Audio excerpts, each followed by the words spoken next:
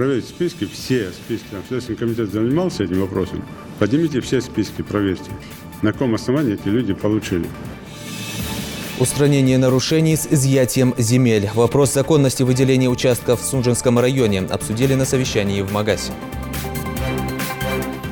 В 16 регионах состоятся выборы должностных лиц, в 13 депутатов законодательных органов власти, а в 22 регионах выборы депутатов в органы местного самоуправления, в том числе и в Ингушетии. Выборы в органы местного самоуправления пройдут уже в сентябре. О подготовке к политическому событию говорили в избиркоме Ингушетии. Мука, сахар, растительное масло, 4 грузовика, заполненные различными продовольственными товарами. Такую продуктовую помощь получат около 40 малообеспеченных семей из различных районов республики. Рамадан уже на закате. Спешим творить добро. Десятки малоимущих семей Ингушетии получили продуктовую помощь в месяц чистых дел. Помидоры наши же, экологические, чистые. Что выращивать здесь? Предпраздничный ажиотаж не влияет на цены ярмарочных продуктов. В районах региона открылись сельхозярмарки. Расскажем об Икажевской. Мы сегодня сдаем очередной аттестации. Молодые спортсмены. Они должны сегодня перейти на другой ступень уровня. Познание длиною в жизнь или просто карате. Десятки ингушских юных спортсменов участвовали в аттестации на получение поясов.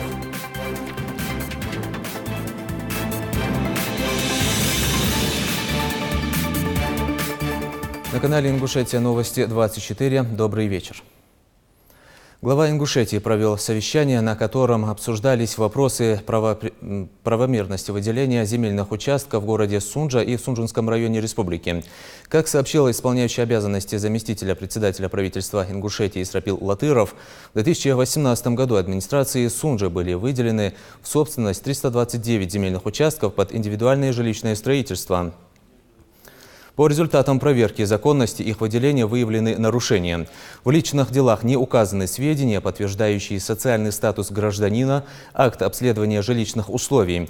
Латыров также добавил, что в администрации города отсутствует журнал регистрации заявителей на выделение участков, а также не составлен список очередников на получение земельных участков. Глава республики потребовал навести порядок в области контроля за исполнением земельного законодательства в регионе. По его словам, должностные лица органов госвласти республики будут нести персональную ответственность за нарушение земельного законодательства. Юнусбек Евкуров также отметил, что правоохранительным органам совместно с администрацией города Сунжа необходимо в кратчайшие сроки принять меры по устранению нарушений, а также по возвращению государству незаконно выделенных земельных угодий. Ни в коем случае не регистрировать без согласования. Почему это сделано? Это второе, запишите, это второе разбирательство. На каком основании было это сделано, тем более я запретил категорически регистрировать земельные участки, потому что каждый глава в своем большинстве, приходя на должность, идет на должность только для того, чтобы найти свободный участок, чтобы его продать. На каком основании это было сделано? И товарищ прокурор что здесь должен был сделать? Даже если кто-то список составил нуждающийся, проверить, а в чем нуждается этот человек, и почему он получает, а не тот, кто стоит в очереди на землю, даже если это было сделано. Почему человек, который там имеет много участков, землю, не нуждается, получил участки, и ни один участок получает. Как это сейчас проверить, я 100% уверен. Один человек там получил 5, 10, 15 этих участков. Не получил, а купил. У кого есть деньги, заплатил и купил. Где работа органов правопорядка здесь? Поэтому в этом же весь вопрос. Почему это и выявляется сейчас? Потому что каждый пытается урвать. И кто это регистрировал? И почему эти вопросы решались без депутатов? Вообще тогда чем занимаются депутаты? Их роль, место. Они же должны это все согласовывать. Без них же ничего не должны делать. Проверить списки, все списки. Там Следственный комитет занимался этим вопросом. Поднимите все списки, проверьте. На каком основании эти люди получили. Итоги деятельности контрольно-счетной палаты аппарата уполномоченного по правам человека в Ингушетии за 2018 год, а также исполнение бюджета, территориального фонда ОМС и поправки в закон о бюджете ТФОМС. Вопросы вошли в повестку сегодняшнего заседания в региональном парламенте. Уполномоченный по правам человека в Ингушетии Джамбулат Аздоев сообщил, что в 2018 году к ним поступило больше 1000 обращений, из них 218 письменных и 803 устных. А вот контрольно-счетная палата региона за отчетный период проведено 68 мероприятий, в том числе 46 экспертно-аналитических и 22 контрольных. В итоге охвачена деятельность 88 объектов. Также Мустафа Белхароев проинформировал, что в отчетном году проводилась экспертиза 4 проектов законов о внесении изменений в республиканский бюджет на 2018 год, о республиканском бюджете на 2019 и на плановый период 2020-2021 годов и об исполнении бюджета за 2017 год. Депутаты также заслушали доклад замдиректора территориального фонда ОМС об исполнении бюджета фонда за 2018 год. Он сообщил, что в прошлом году в основном сохранена тенденция общего финансового состояния системы здравоохранения. Все расходные обязательства бюджета ФОМС выполнены. В социальных сетях на анонимных страницах появилась информация с призывом завтра совершить на центральной улице в Магасе коллективный намаз. В связи с этим к жителям республики обратился мэр города Магас Беслан Тищоев с просьбой не поддаваться на провокации от анонимных источников.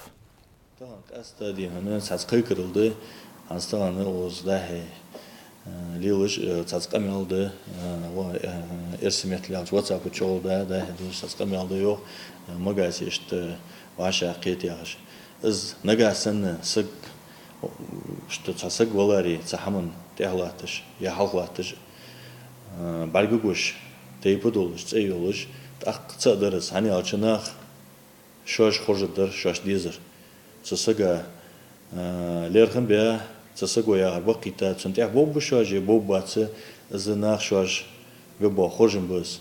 Багдатаган малуцу хош, цаккацы тейпудуацыш, малуцу хош, алга вихац, кышкамын сыг вихац, валлы бачалкир сыг вихацыс, малу хацысык, эсметлялчы анонималцых. Судьяны, шивагач мотидияны, кwan иштвашаки дизрве yok, мучахкети, междики кети, дикиш хамунтяхкети, мучахкети боды, кайла, лачкава, сагыз ис энчул техагы, су энер хатица, су тиша, танах, вашакита, да су ягар изддыкы ал ешолж батыш, хани энчул техагы, малуцухож ва сагодияны, шин сахам ديزرا اللي شيء سهم شق داخل يا ديك هم ديز والي يا خاز مولود صوش قيلا ديان سجوا شين دك ديخ هم عاي أزدا اللي ده هذا تا اسقمال ديهن أزدا شو تها حتى يتشوف ذات سوي بس هم خاص ده نجاسن مولو وجوا سجى يا خاز ديهن هم خاص داس نيست يا جوا سجى خلي شوف داس نيس خاص ده هني أج قمن همي و بتشال كان همي و مخكر همي زدلي سحمون تأهب بولش اسحم ديزة ديج بوز ملوج واسق بعد اشت قيلات سحنسك ديهنا و هم طول ديت داتسي و إير ديت داتسي إزده. Какие задачи относятся к категории наиболее актуальных в целях обеспечения безопасности во время школьных каникул и летних отпусков? В Главном региональном управлении МЧС прошло расширенное заседание комиссии по предупреждению и ликвидации чрезвычайных ситуаций. На встрече присутствовали председатель правительства республики, министры и главы муниципальных образований. Подробности в сюжете Микаила Тангиева. Летний сезон близко, а значит вопросы, которые в первую очередь поднимаются на заседании комитета по чрезвычайной ситуации, это меры, предпринимаемые властями на местах по обеспечению безопасности людей на водных объектах и в местах массового отдыха. Начальник отдела по безопасности в этом направлении Герихан Мальсагов в своем докладе приводит неутешительную статистику несчастных случаев за последние 3 года. За этот период на водных объектах республики утонуло 5 детей. По его словам, основными причинами гибели и травматизма людей на воде остаются купания в неустановленных и необорудованных для этих целей местах. Ежегодно данный вопрос рассматривается на коллегиях Главного управления, на заседаниях комиссии по чрезвычайным ситуациям. Также организовывается работа с органами местного управления. Значит, в этом году в целях обеспечения безопасности и создания инфраструктуры безопасного цивилизованного отдыха населения на водных объектах Главным управлением было рекомендовано оборудование мест массового отдыха населения на воде и создание малых рекреационных зон. Обсудили на заседании и план мероприятий по подготовке к пожарному периоду в текущем году. Так, в апреле прошли учения в лесном массиве Инархи с участием сотрудников МЧС и Минприроды. Учения прошли успешно, но вместе с тем выявили и недостатки. Это низкий уровень подготовки сотрудников лесопожарных формирований, недостаточная слаженность действий и слабая оснащенность средствами связи. По итогам учения были сделаны соответствующие выводы о повышении уровня обучения личного состава, в том числе путем направлений на специализированные курсы повышения квалификации в город Пушкино. Заключено дополнительное соглашение с пожарным колледжем и принято решение о проведении дополнительных учений специализированных лесопожарных формирований в период межсезонья. В течение 2019 года доукомплектовать подразделения средствами связи. На встрече также затронули тему выполнения всех необходимых работ по созданию и внедрению аппаратно-программного комплекса «Безопасный город». Так, на сегодняшний день первый этап внедрения АПК выполнен в полном объеме. В Магасе создан целый сегмент видеонаблюдения с 39 камерами и экстренной связью гражданин-полиция. Все это обеспечивает круглосуточное наблюдение на улицах города, а материалы сохраняются в архиве в течение месяца. Также анализ эффективности использования комплекса автоматической фотофиксации показал снижение по 3 показателям. Это по данным ГИБДД Республики. Значит, по количеству ДТП это снижение на 9,4%, по погибшим 23,2%, по пострадавшим 3,2%. За первый отчетный период момента эксплуатации комплекса вынесено 516 тысяч постановлений на сумму 348 миллионов. Из них оплачено 120 миллионов, что составляет 34,7%. Председатель правительства Зелимхан Евлоев отметил важность обсуждения таких вопросов и призвал обратить особое внимание на проведение анализа состояния пожарной безопасности общеобразовательных учреждений за прошедший год и устранение выявленных недостатков к началу нового учебного года. Если говорить о состоянии противопожарной безопасности, состоянии в целом готовность школ и весенне-летним периоду, и осенне-зимнего периода, когда находились в подчинении муниципальных образов, конечно, было легче, это было более продуктивно, и практично все это мы понимаем. Но если говорить в целом об образовательном процессе, тогда да, они должны находиться здесь вот в ведении исполнительного органа власти, субъекта. Но тем не менее, пласт ответственности не снимает, я понимаю, у вас 246 объектов у них. Значит, правительство рассматривается вопрос по созданию отдельной организации по обеспечению деятельности учреждения образования как вариант. Ну, во всяком случае, ответственности с управления образованием никто снимать не будет. Подводя итоги встречи, участники поделились своим мнением по решению озвученных проблем и улучшению качества работы комитета. Предложения членов комиссии внесли в протокол заседания. Михаил Тангиев, Адам Далаков, Новости 24. Подготовка к выборам в органы местного самоуправления, которые состоятся в сентябре, в регионе уже началась. В прошлое воскресенье прошло предварительное голосование по отбору кандидатов от «Единой России». В муниципалитетах регулярно проводятся встречи депутатов районных, сельских и городских образований. О подготовке и деталях предстоящего политического события говорили сегодня в избиркоме Ингушетии. Слово Зелимхану Калоеву. Официальный старт избирательной кампании дан. Выборы пройдут в единый день голосования 8 сентября. В них примут участие 56 миллионов человек. В 16 регионах состоятся выборы должностных лиц, в 13 депутатов законодательных органов власти, а в 22 регионах выборы депутатов в органы местного самоуправления, в том числе и в Ингушетии. 9 территориальных комиссий вместо прежних 137 участков 128. Голосование пройдет во всех муниципальных образованиях региона, за исключением Сунжи. Там выборы должны состояться только в следующем году, поскольку состав уже был сформирован сроком на 2 года. Подготовка, информационно-разъяснительная работа и анализ общественного мнения. Повестка обширная. Выборы должны быть назначены в пределах, это по закону, так, по сроки, которые определены и федеральным законом, и законом республики о муниципальных выборах. С 9 по 19 июня должны быть назначены все эти выборы. В принципе, вот эти вопросы мы в рабочем порядке так с муниципальными властями уже согласовали.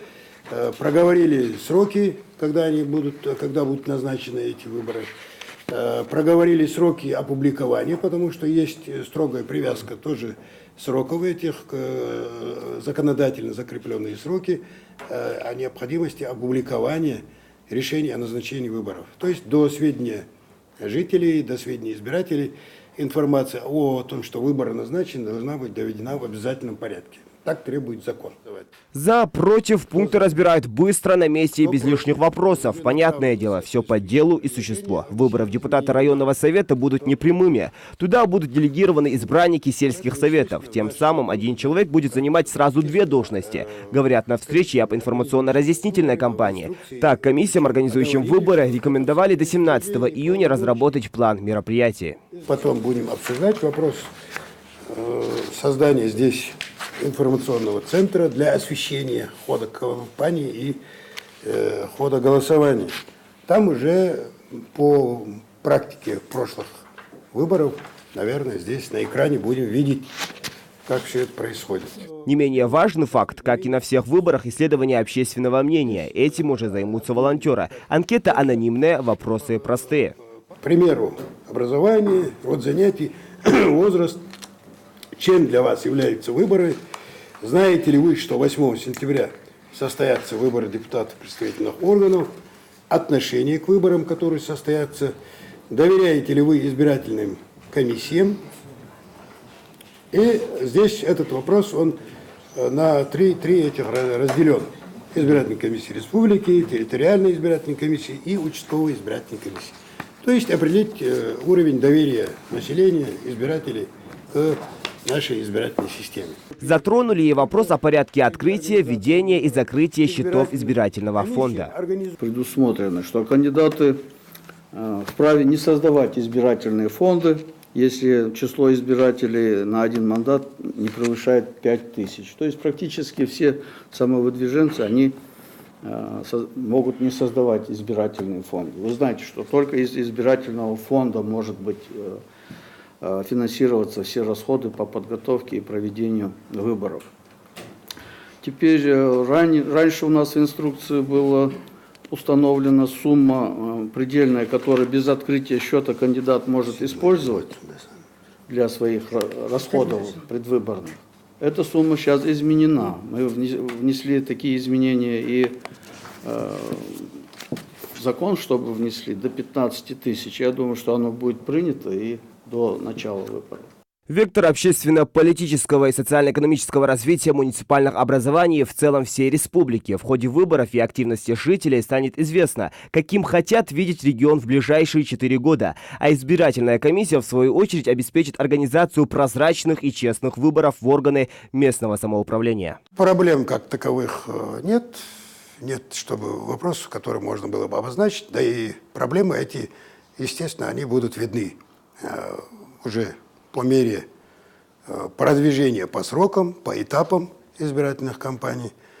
Пока никаких проблем, уже после назначения выборов, там уже будем определяться по конкретным действиям, которые необходимо предпринимать для оказания, в том числе и содействия избирательным комиссиям в реализации их полномочий. Необходимо одно – понимать о своем гражданском и профессиональном долге, приложить все усилия для содействия избиркому в успешном проведении избирательного процесса. Что касается партий, которые представят своих кандидатов на выборах, то «Единая Россия» стала первой и пока единственной, которая уже определила кандидатов в кандидаты. Зелимхан Калоев, Адам Далаков, Новости 24.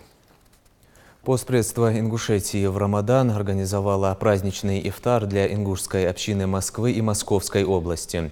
Мероприятие по традиции объединило представителей ингушской общины, госслужащих, общественных и религиозных деятелей, спортсменов, врачей, а также молодежь и студентов. Всего ифтар посетили порядка 150 человек, в их числе и сенаторы Муса Челиев, Билан Хамчиев, депутат Госдумы Юша Агазгиреев, помощник-советник главы Ингушетии Ваха Евлоев и другие. После захода солнца все присутствующие разделили праздничный ифтар, в который вошли горячие блюда, сладости, фрукты и чай. После состоялся коллективный маулид. Вечер продолжился неформальным общением, гости знакомились друг с другом, обменивались контактами, молодежь и студенты смогли поговорить со старшими на профессиональные и религиозные темы. Мы предыдущие годы проводились такие же мероприятия, но один из факторов, объединяющих ингушскую общину в Москве, здесь встречаются и старшее поколение, и студенты, и молодежь наша.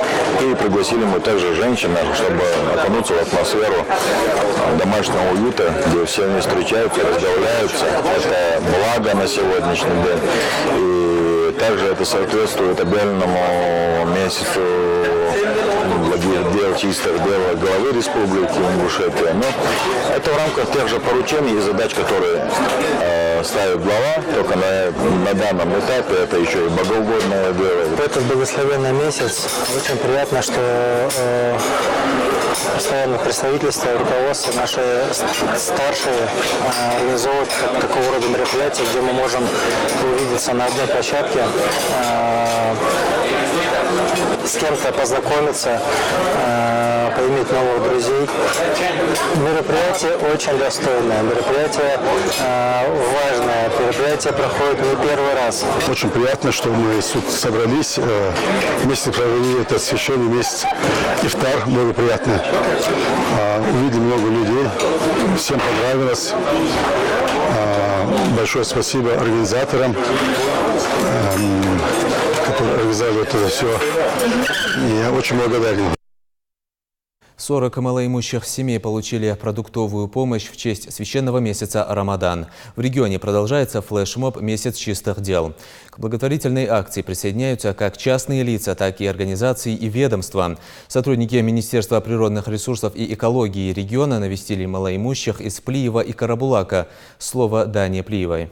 Мука, сахар, растительное масло, 4 грузовика, заполненные различными продовольственными товарами. Такую продуктовую помощь получат около 40 малообеспеченных семей из различных районов республики. И все благодаря акции «Месяц чистых дел», запущенной главой региона Юнусбеком Евкуровым. Акция призывает всех неравнодушных жителей республики оказывать помощь тем, кто в этом нуждается, и с каждым днем она набирает все больше оборотов. Присоединились к ней на этот раз и в Минприроды региона. Сотрудники собирали списки малоимущих семей почти по всему региону. Мы усилиями и стараниями нашего коллектива решили оказать финансовую помощь семьям нуждающихся. Мы собрали кто сколько мог денежки с сотрудников нашего коллектива. Естественно, это была добровольная акция. Отрадно отметить, что решили принять в этой акции очень многие и оказать посильную финансовую помощь.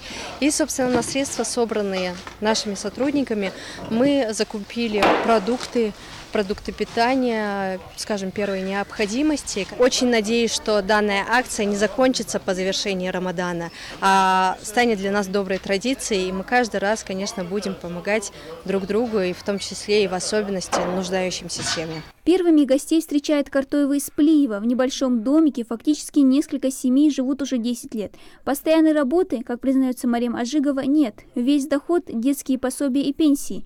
У самой Марем в последние годы сильно покачнулось здоровье. Средств на лечение уходит немало. Еще одни хлопоты, которые семье просто не по карману. И такая помощь со стороны для них как нельзя кстати.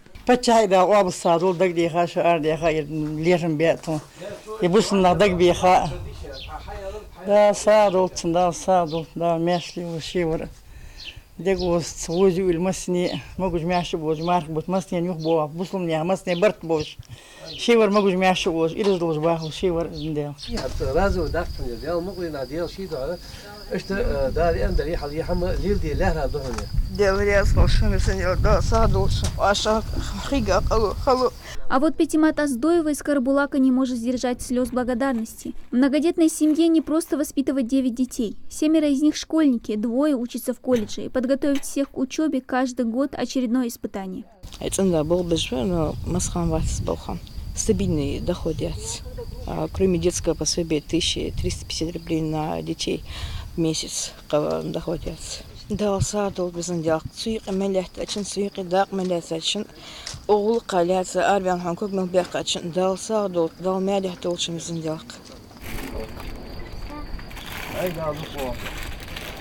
Не забыли благотворители про сладости для детишек, но если у них глаза горят радостью от сладких презентов, для родителей самый большой подарок – просто внимание. И такой заботы в этот священный месяц в рамках акции сотрудники ведомства окружают еще несколько десятков семей из различных районов республики. На данный момент мы проехали Плиево, город Карабулак.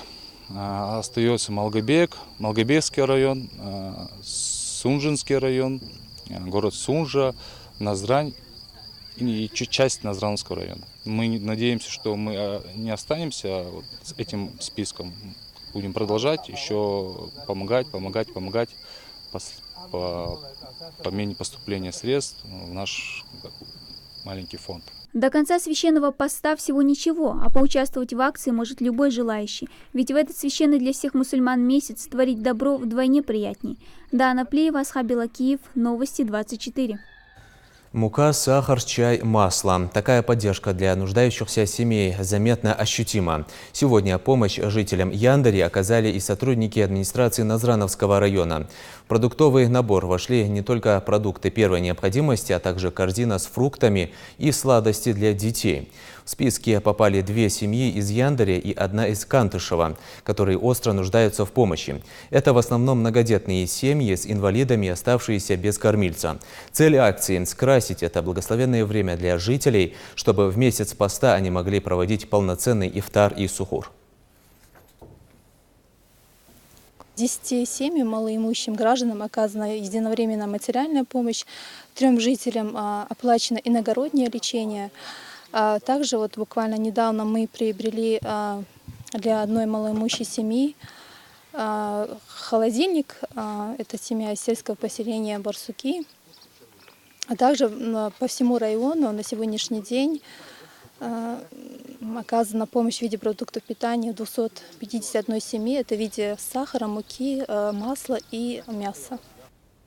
Сегодня во всех районах республики открылись сельскохозяйственные ярмарки, приуроченные к празднику Маархаш. До 1 июня жители и гости республики могут приобрести продукцию по ценам ниже рыночных. Организатор – региональный Минсельхоз. Такие площадки открылись в Сунже, Малгобеке, Карабулаке, Джейрахе. А вот об ассортименте представленной продукции на ярмарке в Икажево и ценах расскажет Тамара Хашагульгова.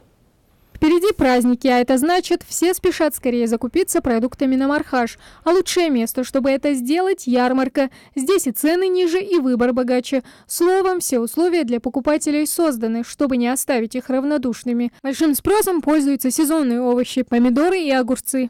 Помидоры наши, экологические, чистые, что выращивать здесь, свежие, сехн маягаят, теплитер. Мах и 3% лоха, чем базар. Пока одни сверяются со списком и осматривают уже приобретенный товар, другие только прицениваются и курсируют от прилавка к прилавку. Продегустировать возможности нет, как-никак пост. Осмотреть внешний вид продуктов всегда пожалуйста. Это вот липа с акации, это лесное разнотравие. И одна, по-моему, осталась с луговым медом. Традиционно участниками ярмарки становятся сельхозпредприятия, фермерские хозяйства, владельцы личных подворий, которые выращивают овощи и фрукты, разводят пчел и животных. Елена Ананева приехала из соседнего Ставропольского края со своим медом. Ее семья занимается разведением пчел уже 3 поколения подряд, а в Ингушетию женщина приезжает более 10 лет подряд. Спросом пользуется мед с белой акации, липы, горного разнотравия и майского разнотравия. Есть мед этого года, рапсовый, акация и в основном меда прошлого сезона. Они ничем не хуже, чем этого года. Некоторые сорта даже полезнее, чем свежий мед. Цены у нас минимальные, потому что мы производители от 300 рублей за килограмм до 500. Ислам Ижиев, к примеру, привез на ярмарку сахар-рафинад собственного производства. Трудно найти столь же привычный и незаменимый продукт, как сахар, говорит он. По словам Ислама, именно поэтому он решил заняться его изготовлением. Он пока единственный в Ингушетии предприниматель, который занимается этим бизнесом.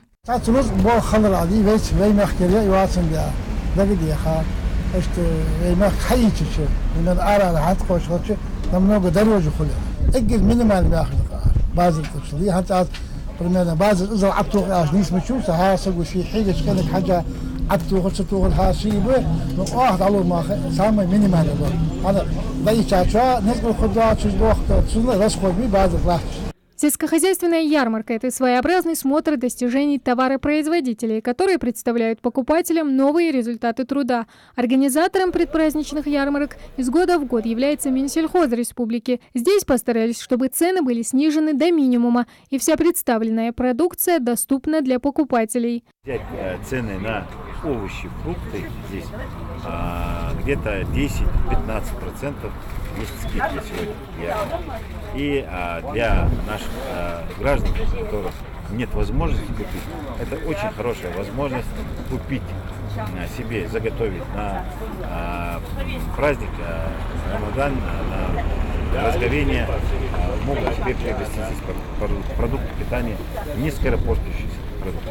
Традиционные предпраздничные ярмарки будут проходить в течение 3 дней с 30 мая по 1 июня во всех районах Ингушетии. А уже 2 июня она пройдет в пригородном районе, в сельском поселении Куртат. Тамара Хашагульгова, Магомед Шаухалов, Новости 24.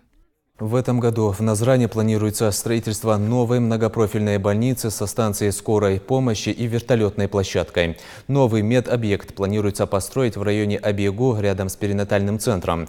Согласно проекту, больница будет включать в себя основной корпус на 450 мест, патологоанатомический и амбулаторный корпус на 400 посещений в смену. Отметим, что республиканская больница на базе Назрановской ИРКБ открыта еще в 1992 году. Из-за стесненных условий в ней отсутствуют специализированные отделения челюстно-лицевой торакальной хирургии, а также ожоговые и отделения местной реабилитации, что постараются обеспечить в будущей больнице. Дарить счастье и радость детям – обязанность старших. Именно с таким посылом в реабилитационном центре Комарова в Троицком состоялся большой концерт. Праздничное мероприятие, посвященное грядущему Дню защиты детей, сопровождалось вручением подарков. Мака Дударова расскажет.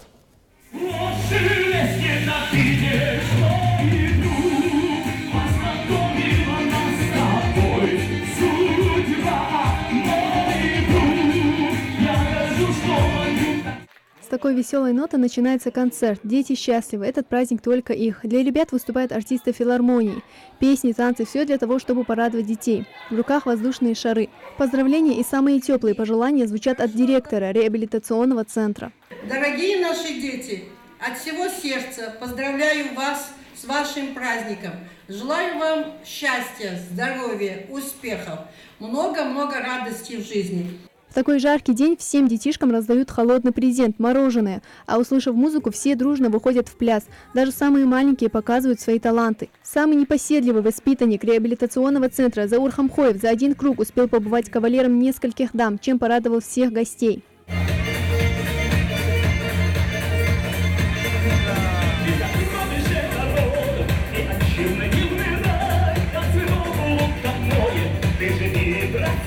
Воспитанник центра Аслан Аздоев такие мероприятия не пропускает. Это хорошая возможность немного развеяться и отдохнуть от учебы. Всегда будет хорошее настроение.